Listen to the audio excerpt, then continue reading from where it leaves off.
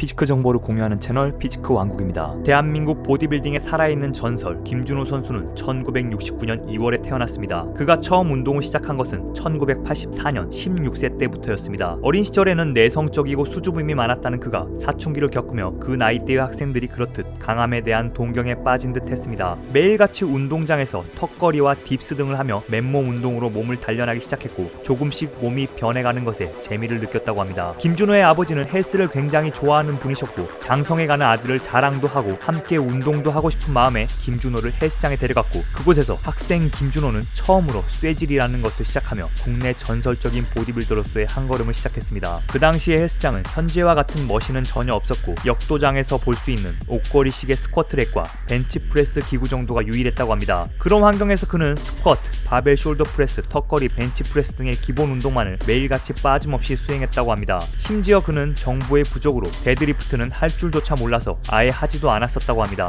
매일 같은 쇠질에 몸이 점점 좋아졌고 중앙고등학교를 다니던 그에게 중앙의 터미네이터라는 수식어까지 붙게 되었으며 헬스클럽의 선배와 아저씨들은 대회 출전까지 권유하게 됩니다. 쇠질을 시작한 지 단 8개월 만에 1985년 YMCA 대회에서 학생부 부문에 출전해 우승을 차지하며 보디빌딩 세계에 첫 발을 내밀었습니다. 훗날 기억에 남을 추억을 만들기 위한 정도로 출전한 시합에서 예상치 않게 1등을 했고 그때의 짜릿함은 이루 말할 수 없었으며 이 1등을 지키고 싶은 욕심이 생겼다고 합니다. 이 첫 대회의 경험이 현재 대한민국 레전드 보디빌더가 된 김준호가 본격적으로 보디빌딩의 길을 걷게 된 계기였다고 합니다. 다음해 1986년에는 미스터 코리아에 출전해 학생부 통합 우승을 차지하며 그 당시 학생으로 얻을 수 있는 최고의 보디빌딩 기록을 달성합니다. 그의 꿈은 더 확고해졌습니다. 보디빌더의 길을 걷기로 결심했고 관련 학과를 가기를 원했습니다. 하지만 그 당시까지 보디빌딩은 대한체육회의 정식 종목이 아니었기에 YMCA와 미스터 코리아 학생부 우승의 기록을 가지고도 체육 특기생으로 대학을 진학할 수가 없었습니다. 대학 진학에 이 기록은 아무런 혜택도 없었고 체대 입학을 위해 고등학교 남은 시절은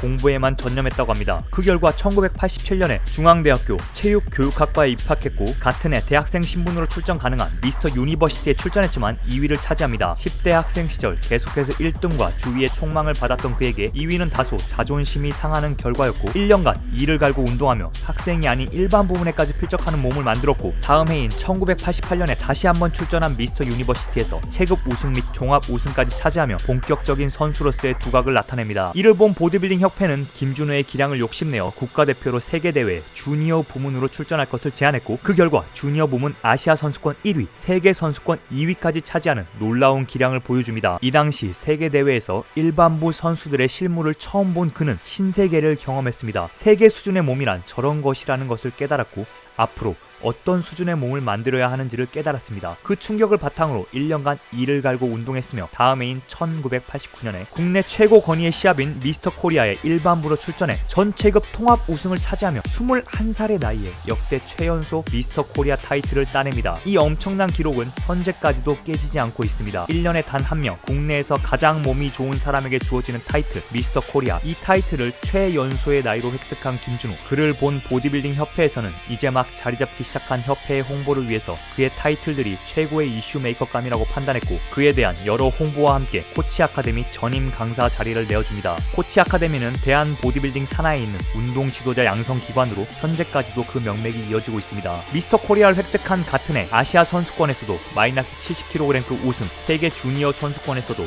마이너스 70kg급 우승을 차지하는 엄청난 경기력을 보여주었습니다. 하지만 그 당시 아마추어 대회 중 가장 강력한 대회는 월드 바디빌딩 챔피언십, 미스터 유니버스라고도 불리는 세계 선수권 대회였습니다. 그 당시에 미국 이외의 나라에서는 프로카드를 따기 위해서는 바로 이 세계 선수권에서 종합 우승을 해야지만 프로카드를 발급받을 수 있는 하늘의 별 따기와 같은 것이었습니다. 현재 국내 보디빌더의 꿈의 무대가 올림피아라면 그 당시 국내 선수들에게는 세계 선수권 대회, 즉 미스터 유니버스의 우승이 꿈이었던 시절이었습니다. 김준호는 전국체전 7회 우승, 아시아 선수권 우승 역시 수차례 해냈지만 이 세계 선수권만은 탑6 순위에 들어가는데 번번이 실패하며 세계의 높은 벽을 통감하던 중 드디어 1993년 미스터 유니버스에서 탑6 진출에 성공했고 다음 해인 1994년 괌에서 개최된 미스터 유니버스에서는 4위까지 올라갔으며 1996년에는 2위인 은메달, 1997년 마이너스 75kg급에서 마침내 금메달까지 따내며 세계 무대를 제패합니다. 대한민국 보디빌더의 꿈의 무대를 섭렵한 그는 상업적인 활동을 위해 협회와 상의했지만 번번이 거절당하자 대한 보디빌딩 협회에서의 모든 지위를 내려놓고 김준호의 이름을 내건 운동 운동 지도자 양성 기관인 머슬 아카데미를 개설합니다. 그는 이와 같은 결정을 협회와의 경쟁 상대가 아닌 파트너로 봐주기를 바랬지만 대한 보디빌딩 협회에서는 그를 협회에 반하는 경쟁자로 여겨 시합 출전과 선수 생활을 제한하는 엄청난 페널티를 부과합니다. 그 당시는 지금처럼 개인이 자유롭게 출전할 수 있는 사설 시합들이 전혀 없었고 모든 대회는 대한 보디빌딩 산하에서 치러졌었기에 협회에서 제재를 당한 그가 나갈 수 있는 대회는 단 하나도 없었습니다. 선수로 복귀를 누구보다 간절히 원했고 공백 기간 동안 복귀 시도를 4번이나 했었지만 그때마다 번번이 협회에서는 선수 등록 조항을 들거나 이적 동의서를 써주지 않는 등으로 그의 복귀는 무산되었습니다. 세계 무대에서 금메달까지 따낸 그가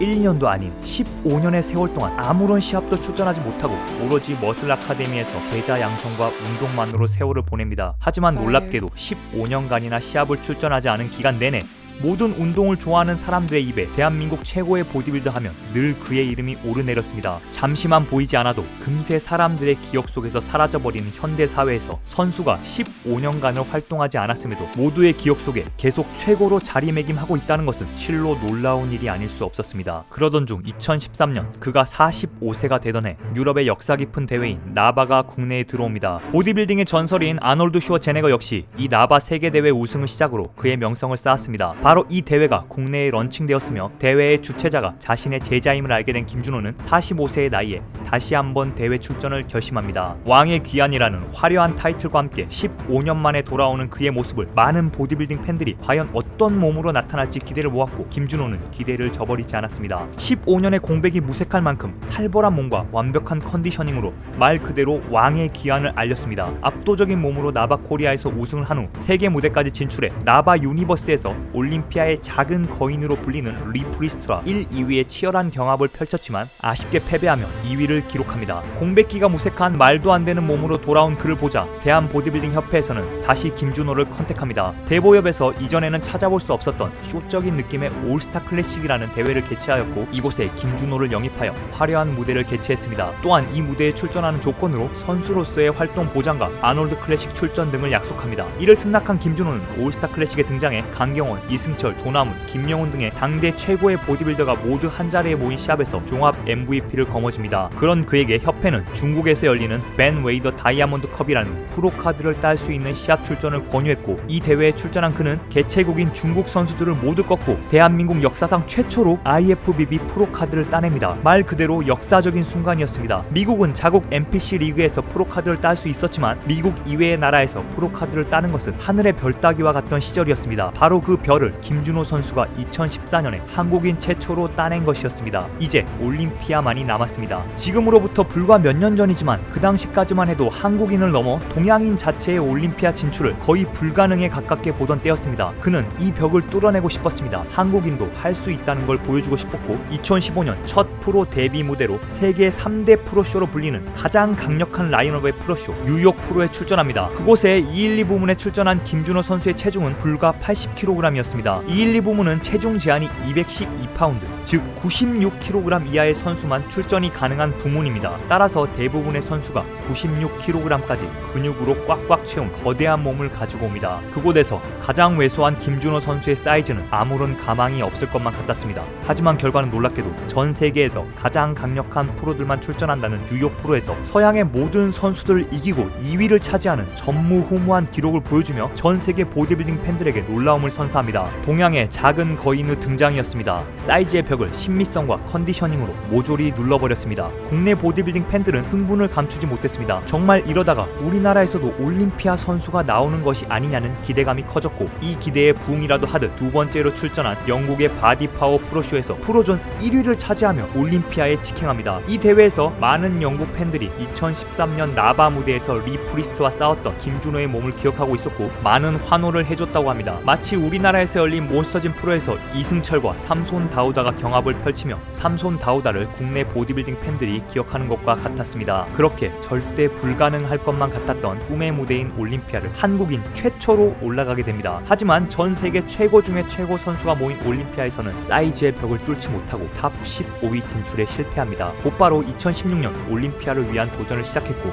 국내 프로 대회에 212 최강자인 플렉스 루이스도 출전하며 화제를 모았던 코리아 그랑프리를 시작으로 2017 2016년에도 작년에 이어서 한 번 더 3대 프로쇼인 뉴욕 프로에 출전해 세계적인 보디빌더들 사이에서 퍼스트콜에 불려 최종 4위의 성적을 기록하고 캐나다의 토론토 프로쇼에까지 퍼스트콜에 불려 3위의 성적을 기록하며 착실히 포인트를 쌓아 2년 연속 올림피아 출전에 성공합니다. 또한 그의 명성과 이름을 딴 김준호 클래식이라는 대회까지 론칭하며 바쁜 한 해를 보냅니다. 하지만 2016년 역시도 올림피아에서는 80kg대의 작은 사이즈로 탑 15의 문턱을 뚫지 못하는 두 번째 고배를 마십니다. 이번에도 작년처럼 곧바로 국내에서 열리는 프로쇼인 아시아 그랑프리에 출전해 작년에 이어 또다시 출전한 플렉스 루이스 이외에도 히데타다 야마기시 등의 세계적인 선수와 경쟁했지만 9위의 성적을 기록하며 첫 대회에서는 포인트를 얻지 못합니다. 아쉬운 성적을 뒤로하고 2017년 포인트 사냥을 시작합니다. 이때까지는 가까운 곳에 프로쇼가 거의 없었기에 포인트를 쌓기 위해서는 지구 반대편까지 가는 여정도 마다할 수 없었습니다. 시카고에서 열린 시카고 프로에서 퍼스트콜에 물리며 5위를 기록해 포인트를 쌓고 캐나다까지 가서 토론토 프로에 출전해 2위라는 놀라운 기록을 또 한 번 보여줍니다. 그리고 3대 프로쇼 다음으로 강력한 프로쇼 중 하나로 불리는 미국 템파 프로에 출전해 4위의 성적을 기록하며 지구 몇 바퀴를 돌고던 포인트 사냥 끝에 아무도 상상하지 못하던 한국인의 올림피아 진출을 3년 연속이나 성공하며 2017년 올림피아 212 부문에 11위의 성적을 기록합니다. 살아있는 전설로 불리는 그의 유일무이한 기록을 이어가기 위해 2018년, 2019년에도 올림피아 진출을 위해 루마니아의 머슬 페스트, 아일랜드의 머슬 컨테스트, 세계 최고의 보디빌더가 수십 명 출전했던 2019년 뉴욕 프로쇼까지 출전하는 모든 프로쇼마다 모조리 퍼스트콜에 불리며 포인트를 쌓았지만 아쉽게도 단 1점 차이로 올림피아 진출에는 실패합니다. 50이 넘은 나이와 포인트를 쌓기 위해 수년간 휴식 없이 시합 준비를 하고 전 세계를 돌며 시합을 출전한 탓인지 근육의 컨디셔닝이 많이 떨어진 듯 보였습니다. 2019년 말 국내에서 치러진 몬스터진 프로에서도 순위에 밀려나며 전설의 다음 페이지를 써내려갈 수 없을 것처럼 보였지만 2020년 전염병 사태로 인해 해외 프로쇼를 출전하려야 할 수도 없는 상황에 이르렀고 정말 오랜만에 국내에만 머무르며 차분히 시합 준비를 할 수 있었습니다. 그 결과 2020년 8월 국내에서 열린 몬스터진 프로쇼에서 52살의 나이가 무색한 엄청난 몸으로 등장합니다. 2015년 처음 프로 무대를 오를 때 80kg 초반이었던 체중에서 80kg 후반인 90kg에 가까운 체중으로 사이즈부터 컨디션까지 역대급 몸으로 등장합니다. 이 대회에서 살벌한 기량을 보여주며 우승을 차지해 네 번째 올림피아 진출이라는 믿을 수 없는 기록을 한 번 더 써냅니다. 올림피아 선수들을 통틀어 가장 노장인 김준호 선수는 운동 방식부터 이론까지 예전 것에 구애받지 않고 최신의 이론과 다양한 머신을 활용하는 등 늘 발전하고 늘 현재에 머물러 있는 대한민국 레전드 보디빌더 김준호. 52세의 나이로 네 번째 올림피아에 진출하는 살아있는 전설인 그에게 대한민국의 많은 보디빌딩 팬들이 응원을 아끼지 않고 있습니다. 이번 올림피아 출전에 이어 앞으로도 조금만 더, 아니 최대한 길게 레전드의 뒷페이지 기록을 써나가 주기를 기대해봅니다. 시청 감사합니다.